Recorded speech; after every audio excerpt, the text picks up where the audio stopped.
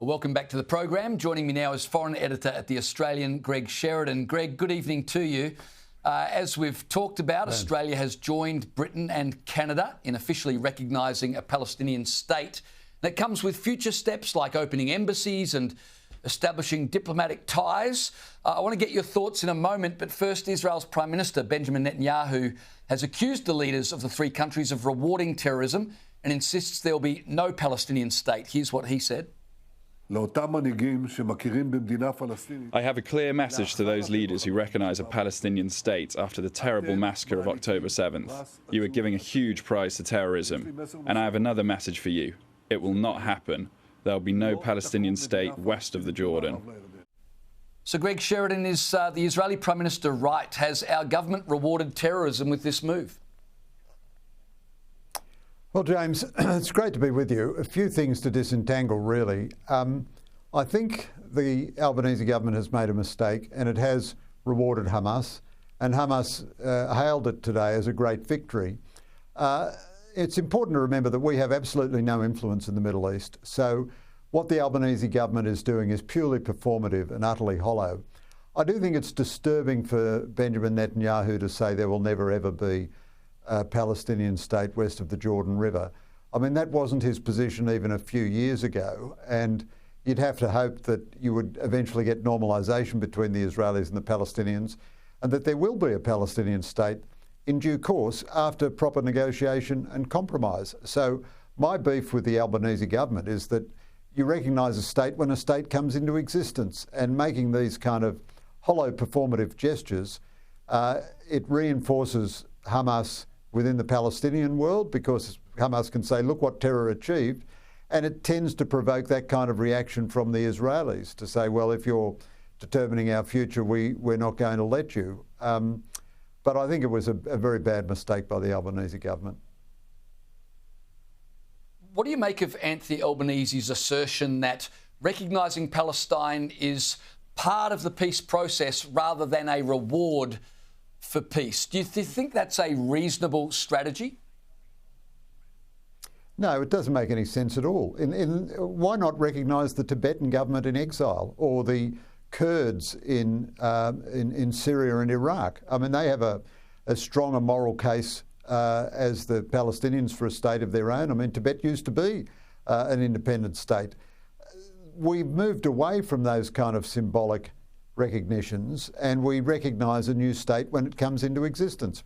But even in terms of the Albanese government's own policy, it's internally contradictory and incoherent, and which tells you that it's only gesture politics, because Albanese, in order to, appease a little bit the pro-Israel people in Australia, says, well, we're only doing this on strict conditions. The Palestinian Authority has to reform and has to have democratic elections, and there has to be Hamas having no role in the future of Gaza, and Hamas has to surrender all its weapons. Well, if you thought recognition had any meaning and those were your conditions, why not wait until those conditions are satisfied first? Because none of those conditions depends on Israel. The Palestinians could satisfy all those conditions tomorrow if they wanted to. Hamas could release the hostages tomorrow. It could say it's giving its weapons to the Palestinian Authority tomorrow. Palestinian Authority could reform tomorrow. It could hold elections tomorrow. But really, James, the whole thing... So I am myself critical of the Netanyahu government's policies at the moment, and I think they are bad policies. But I think the Albanese government is not just making a sound, reasonable criticism of the Netanyahu government. It's going into absurd fantasyland gesture politics, which it knows will have no effect. And the motive of it is not to have any effect in the Middle East. The motive of it is to have an effect in, marginal electorates where Labor is challenged by the Greens, and in some electorates where there are large numbers of Muslim voters. This is just domestic politics, foreign policy, domestic politics disguised as foreign policy. Well, we'll see whether that works out or not, because a little later in the program, I'll show footage of pro-Palestinian protesters in Sydney marching through the CBD shouting, "We don't want two states. We want 1948. We'll get to that a little later. But another part of all of this is, of course, Anthony Albanese is in New York trying to organise a meeting with Donald Trump things already seem a bit tense between the two leaders. This announcement is certainly not going to help relations, is it? No, I mean, it's all part of the Albanese government's move away from traditional Australian foreign policy. So it's the Albanese government which has completely smashed bipartisan Australian policy on Israel and the Palestinians. Australia has always supported a two-state solution, and I would certainly support that right now. But the two states have to come about as a result of compromise and negotiation. The Palestinians have been offered an independent state on at least 4 occasions historically on the most generous terms that you could ever imagine will ever be available from Israel, and they've rejected it at every turn. The extremists have, and the moderates haven't been brave enough to face them down.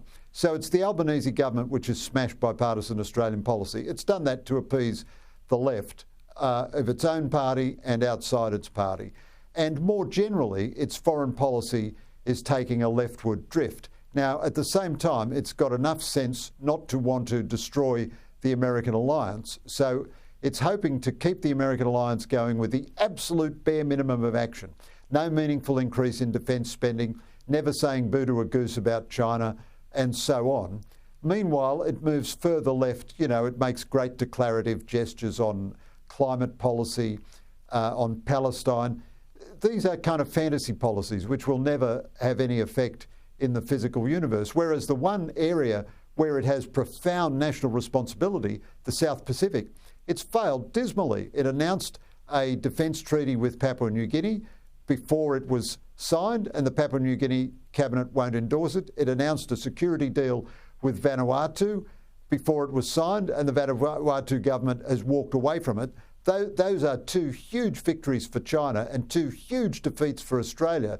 And that's the only bit of foreign policy where what the Albanese government says or does actually means something. I mean, no wonder they want to run away from the South Pacific and just indulge in their fantasy undergraduate politics about the Middle East, because nobody takes Australia seriously on the Middle East. So it kind of, in a sense, it has no consequence. It might have a consequence with Trump. It might further annoy Trump, who knows? But in reality, Australia has no influence and no responsibility for the Middle East. So Albanese can promise anything he likes. He can offer a Palestinian delegation to Mars or anything he likes. It won't make any difference.